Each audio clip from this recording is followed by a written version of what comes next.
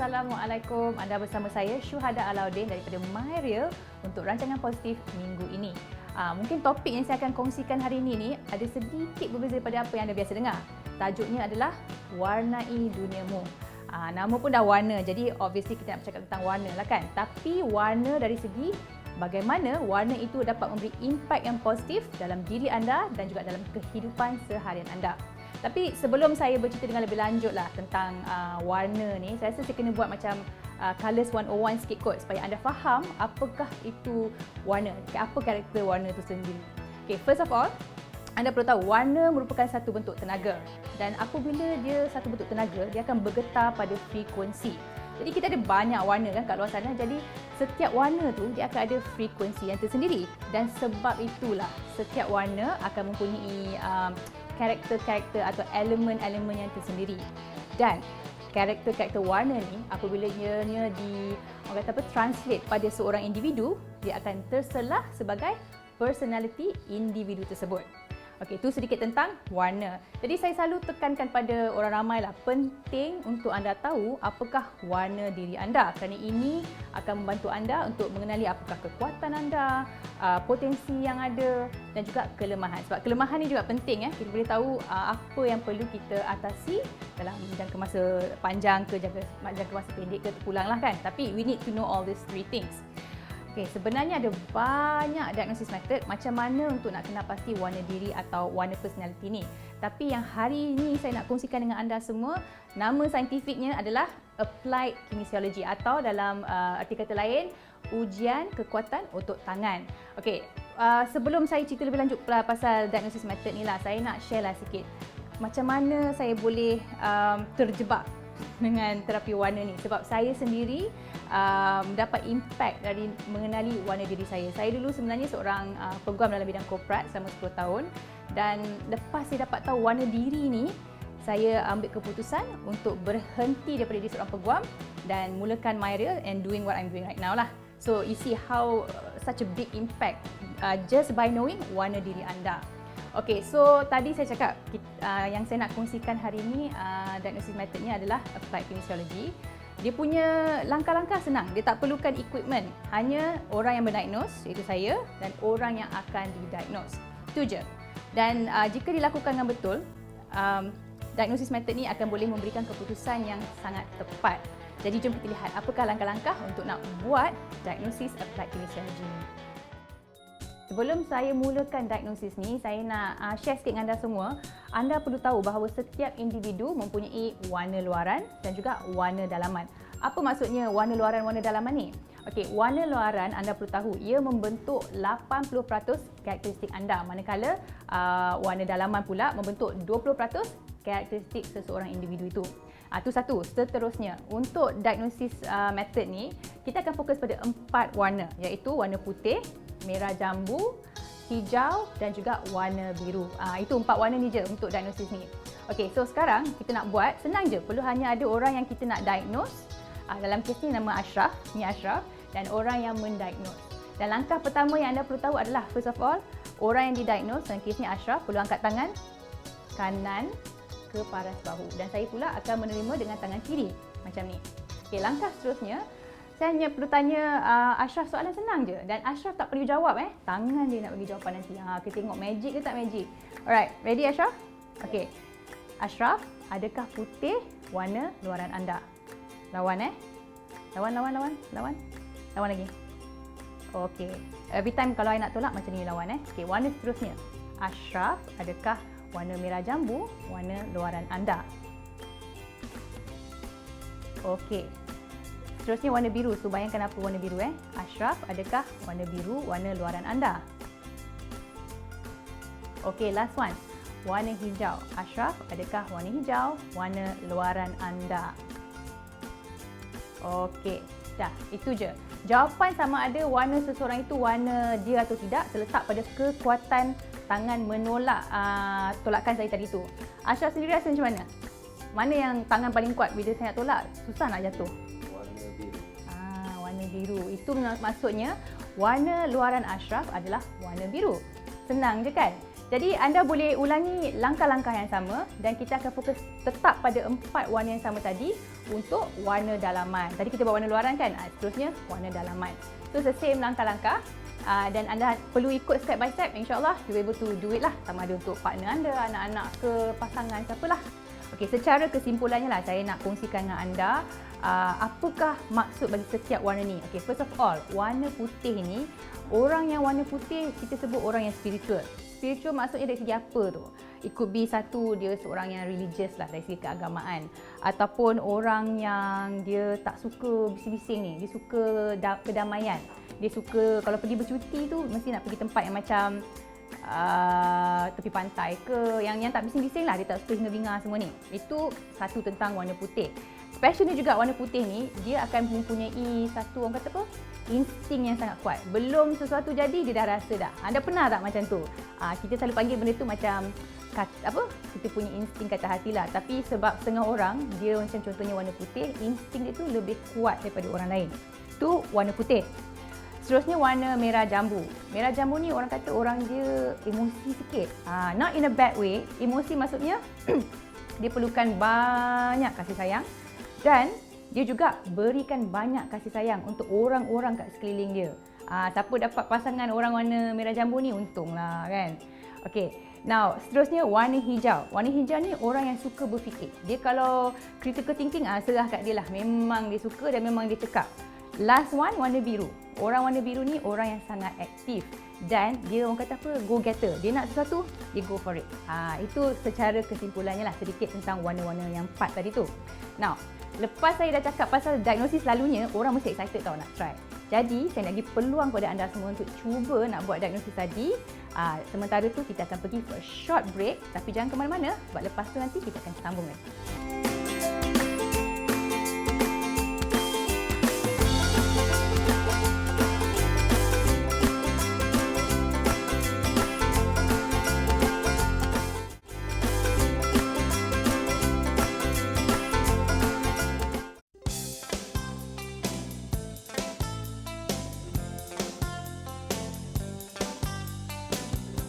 Okey, sebelum break tadi kita dah tengok macam mana nak kenal pasti warna diri dengan membuat kaedah diagnosis applied kinesiology.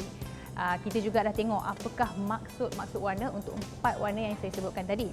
Nah, seterusnya saya pasti anda akan tertanya-tanya lah. So dah tahu warna diri. And then what next? Macam mana dengan mengenali warna diri tu boleh memberi impact yang positif dalam diri anda dan juga kehidupan seharian anda. Betul tak? Mesti anda terfikir macam tu. Okey, first saya nak share 9 daripada 10 orang yang pernah saya buatlah diagnosis tadi tu, the first thing yang dia akan cakap, dia realise that ada peningkatan pada tahap keyakinan diri mereka. Now, how does that work actually? Selalunya saya sarankan pada orang bila dah tahu warna diri anda, first thing, pakai warna diri anda. Pakai maksudnya dari segi pemakaian lah, tapi tak semestinya atas sampai bawah ikut warna diri. Contohnya kalau macam Ashraf tadi, dia warna biru, tak semestinya lah pakai warna biru head to toe. Just satu item pun jadilah sebab kita nak frekuensi warna tu sebenarnya. Sekiranya anda seorang yang warna biru dan anda pakai warna biru, what it does is that anda mengembangkan frekuensi warna yang sudah ada dalam diri anda. Sebab tadi saya mention kan, warna merupakan bentuk tenaga yang bergetar pada frekuensi. So when you are wearing your colour, anda sebenarnya mengembangkan frekuensi itu lagi. Itulah salah satu cara paling senang lah untuk saya nak explain kenapa bila anda pakai warna diri anda akan terus rasa confident. Okey, itu satu. Selain daripada itu juga, dengan menggunakan warna, anda boleh, I would say, start your day right. Maksudnya, first of all, kalau anda ada satu matlamat yang ingin anda capai untuk particular day lah contohnya, pilih warna mengikut apa matlamat yang anda nak capai tu. Sebagai contohnya lah, sekiranya anda adalah seseorang yang bekerja dalam bidang kreatif lah contohnya ya, saya selalu sarankan pilih warna sama ada kuning ataupun oranye, tak kira untuk anda pakai ke, untuk anda nak hiasi ruang kerja ke, kerana kedua-dua warna ini mempunyai elemen-elemen yang boleh mencetuskan ide-ide bernas. Tak percaya, cuba try. So, bila anda pakai warna kuning atau warna oranye, you akan jadi lebih more kreatif, atau mungkin kalau anda nak buat brainstorming, you have more ideas to brainstorm about lah basically. So tu maksudnya apa bila saya katakan tadi, memilih warna mengikut apakah matlamat yang ingin anda capai. Now, Not just that, warna juga boleh memberi impact positif dalam diri anda dari segi untuk menghilangkan stres. Siapa tak stres kan? Hari-hari kerja to some extent mesti tak sikit, banyak ada juga sikit stres, betul tak? Jadi dengan menggunakan warna, anda boleh juga to use the colours untuk hilangkan stres anda. Macam mana tu? Okey, senang. Bernafas menggunakan warna. Biar betul. Macam mana nak buat tu? Right? Okey. Kalau siapa yang dah biasa dengan yoga, anda akan tahu pernafasan yang betul memainkan peranan yang sangat penting. Dan it's the same thing what I'm telling you to do here adalah first of all, bernafas dengan betul. Bernafas dengan betul tu maksudnya bila anda tarik nafas sedalam-dalamnya, dan apabila anda nak menghembus pula, make sure all fully release. So that's what I mean. Tapi kalau dari segi warna ni ada satu elemen tambahan lah.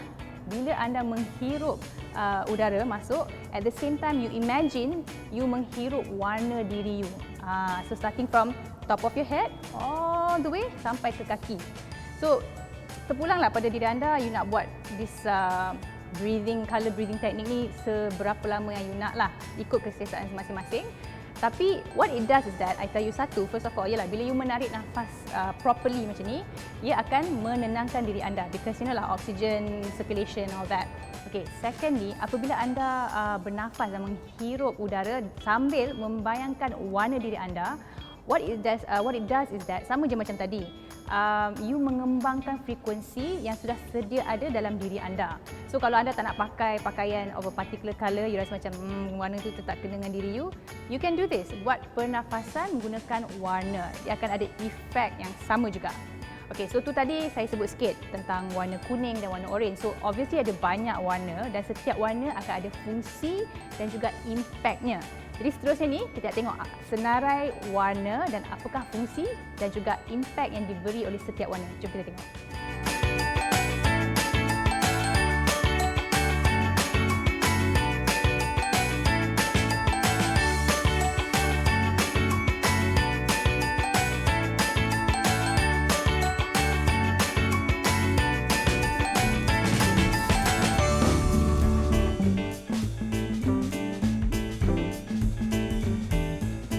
Daripada itu juga dengan memakai warna diri, tak kisahlah dari segi pemakaian, aksesori ataupun menghiasi ruang rumah atau ruang di pejabat, ianya secara tidak langsung akan you sendiri yang akan salurkan satu tenaga tau dekat orang sekeliling, yang mana orang akan rasa yang anda ni sangat mudah untuk dia nak bercakap. Senang cakap, mudah amat disenangi lah oleh orang di sekeliling. Itu salah satu impact bila anda pakai warna diri anda. Dan saya pasti bila you disenangi oleh orang di sekeliling, tak kisahlah rakan-rakan atau mungkin rakan sepejabat, ini automatically akan membuatkan anda rasa confident. Dan apabila anda confident, trust me, everything that you do, dia akan memberikan hasil yang sangat baik. Sebab especially bila kalau kita bekerja lah kan, atau kita buat sesuatu, bila kita confident, kita akan dapat result yang sangat-sangat baik. Setuju tak? Jadi itu di antara macam tadi saya sebut, pakai warna diri, satu boleh membantu anda improve on your confidence, and secondly, bila you pakai, orang kat sekeliling you akan rasa senang dengan you dan you akan nampak berseri-seri, orang suka nak cakap dengan you. And like I said, when you bekerja atau when you deal with people hari-hari, we all deal with people, right? So this is very important sebabnya kita nak orang suka untuk bercakap kita nak orang suka berurusan dengan kita. Lagi-lagi kalau you orang yang dalam bidang sales atau marketing, hari-hari jumpa orang kan, hari-hari jumpa klien. So this is very important for people to like you. So this is one of the ways yang you boleh buat, which is wear your colour agar orang akan lebih suka nak berurusan dengan anda. Okey, saya nak bagi satu task untuk anda semua ni. Fikirkan satu matlamat yang ingin anda capai dan kemudian pilih apakah warna yang bersesuaian dengan matlamat anda tu. Sementara tu bila anda buat semua ni, saya nak ambil short break, tapi jangan ke mana-mana sebab kita akan bersambung lagi selepas ini.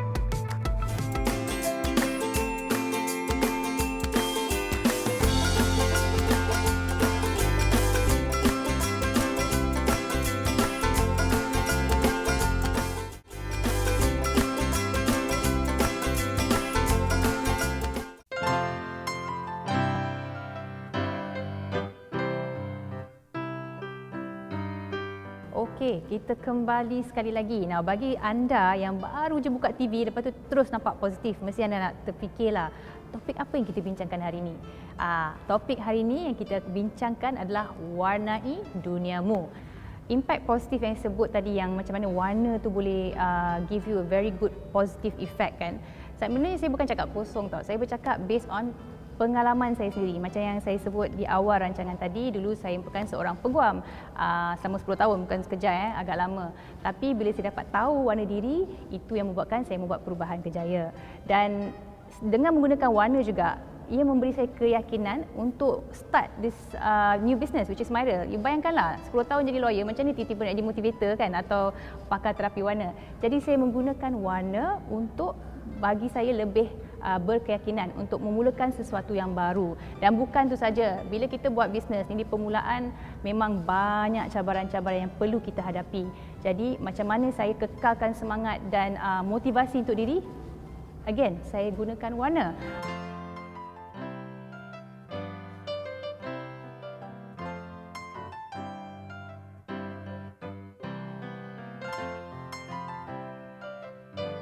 Okey, seterusnya saya nak berkongsi pula tentang bagaimana anda boleh menggunakan warna untuk menghasilkan tidur yang lebih berkualiti. Antara banyak-banyak benda kenapa saya pilih tidur.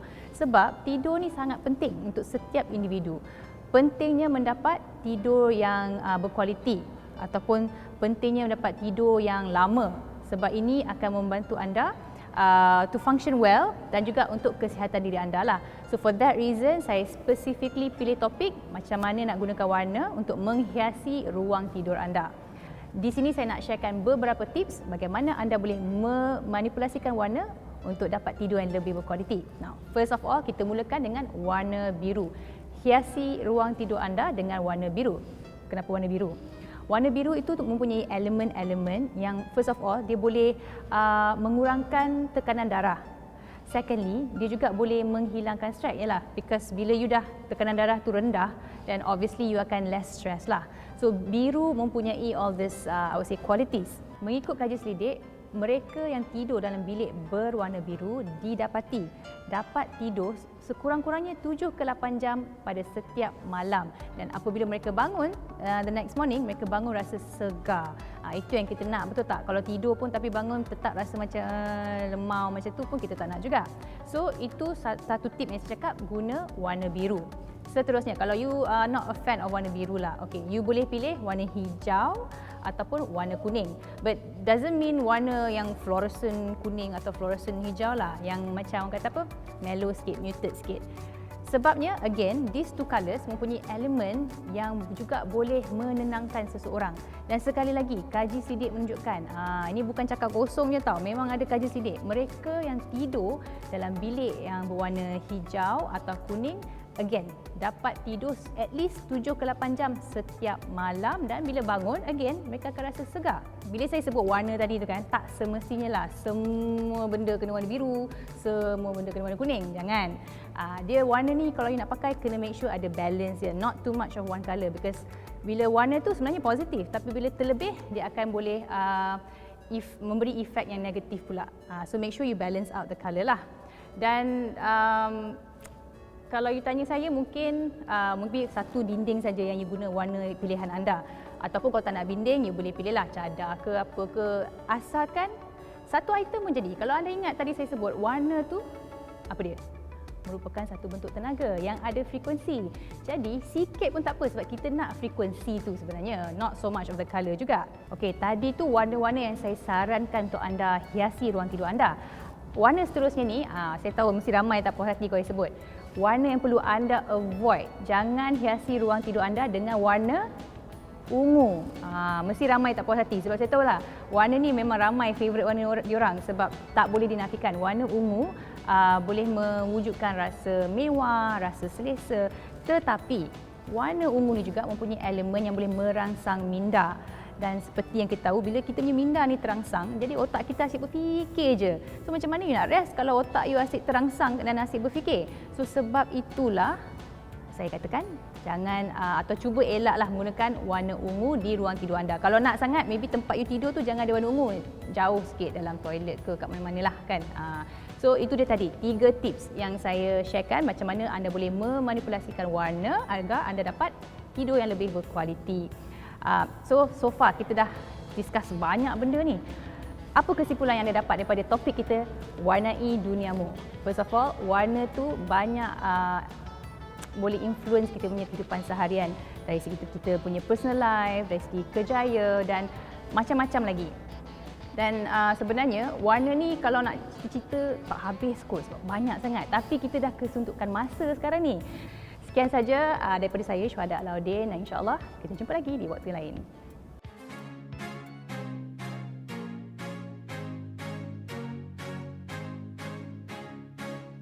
Just before the dawn, when the light's still gone, shine, shine your way. And you may not know where to go to shine, shine your way. Open road, but it's still dark. Build a fire from a spark and shine, shine your way.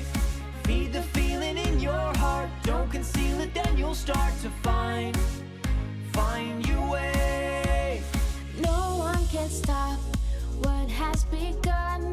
You must believe when I say All of your tears will dry faster in